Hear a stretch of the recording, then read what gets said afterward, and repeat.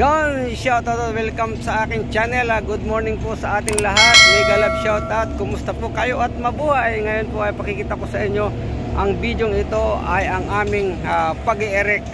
Umpisa ng steel structural erection. Ito guys ang aking video kung paano namin ginagawa ang erection.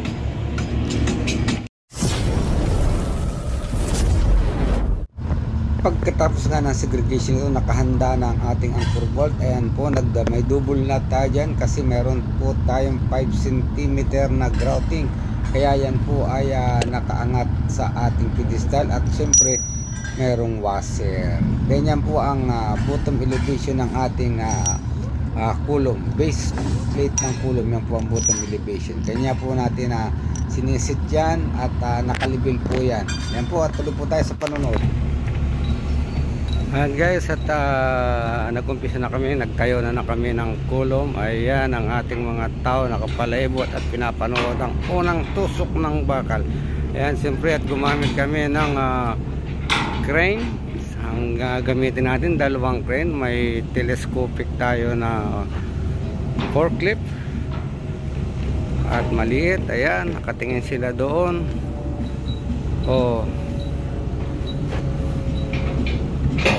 Walang helmet ang ating mga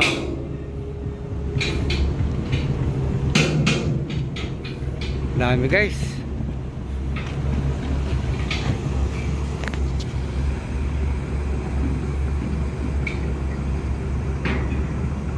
Ayan ang unang tusok ng kulom mga kasilid, mga kahardot. Ayan guys, mag-umpisa na tayo ng erection.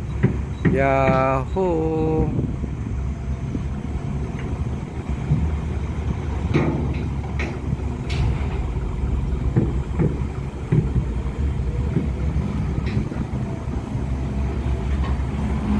Binaba agad, nakaisang tusok agad mga kahardot.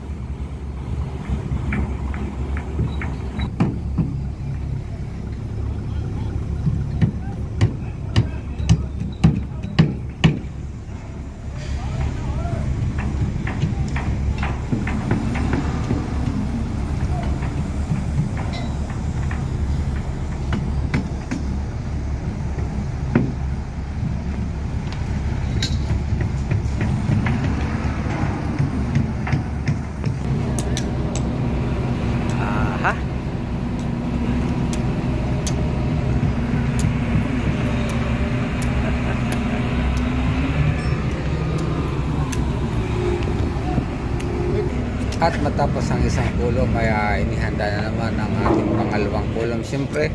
At itatayo natin ang pangalawang kulom. Yan, at nakikita nyo binitbit na uli ng ating crane para itusok ang ating pangalawang kulom. Ayan guys, abangan po natin ang pag-i-erect neto. At pag may tusok ang kulom na yan, siyempre isusunod agad ang girder support. Tingnan nyo guys, at inyong panoorin ang settings ng aming erection.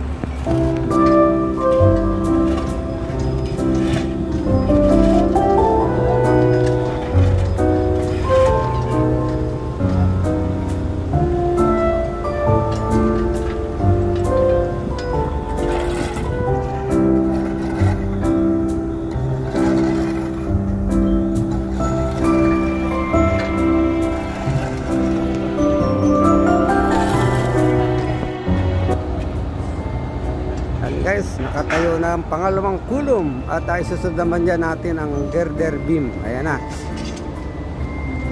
always double sling.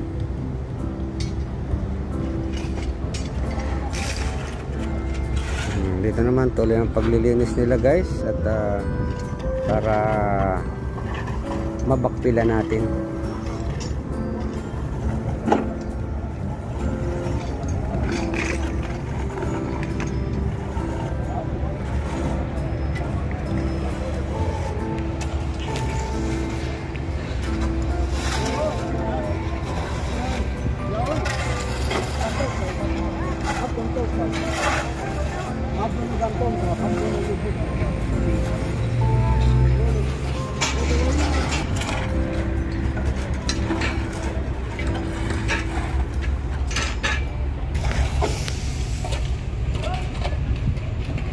second member, the girder one.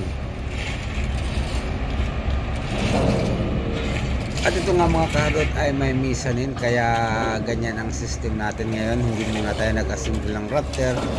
Unahin po natin ng mga main girder para sa mezzanine, din saka po natin ipapatong ang rafter niya. Kaya abangan nyo po ang pagpapatong ng rafter kung paano namin gagawin, dahil yan po ay nasa level po muna tayo ng mezzanine. Yan po ang ating girder na ikinapit niyan. Yan po ang elevation ng ating mezzanine. At yung mga ating tao nakasakay sa box siyempre, at ang telescopic ang ating ginagamit. Dahil tutuloy po tayo sa ating ganito. At haba namang kinakabit yung girder na yan, ay binubuhat naman natin ulit itong isang column para tayo mag-form ng L-shape, right angle po natin yan hanggang sa mailagay po natin ang breezeway area. Kaya yan po ang ating magandang pag-uumpisa. Kaya atin pong pakasiguraduhin naka-eskwala tayo para matibay ang ating pag-umpisa, dahil wala pa po tayong mga gasinong support brace dyan. Kaya tuloy po natin ikakabit ang ating mga kulom at ang mga ibang spare parts para makaform po tayo ng right angle. Ayan po ang susunod po natin, ang target natin dyan ay para mailagay po natin ang breezeway area para continue ang ating erection.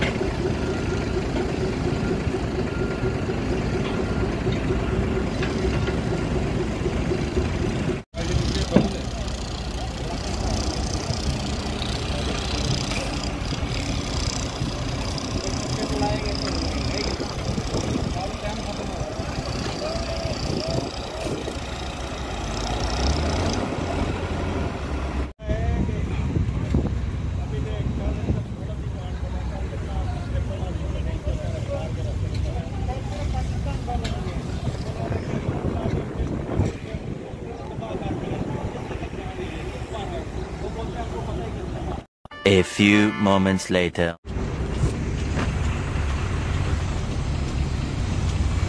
At yun nga kung makita nyo, ayan, after one day, second day ngayon, ayan ang nagawa nila kahapon, medyo mabagal dahil umpisa yan. Pero ngayon, ayos na ang kanilang pag-erect, naka-breezeway, sa breezeway tayo mag-uumpisa ng erection. Ayan guys, at hanggang dito na lamang, maraming salamat po sa inyong panood ng aking video. Bye bye!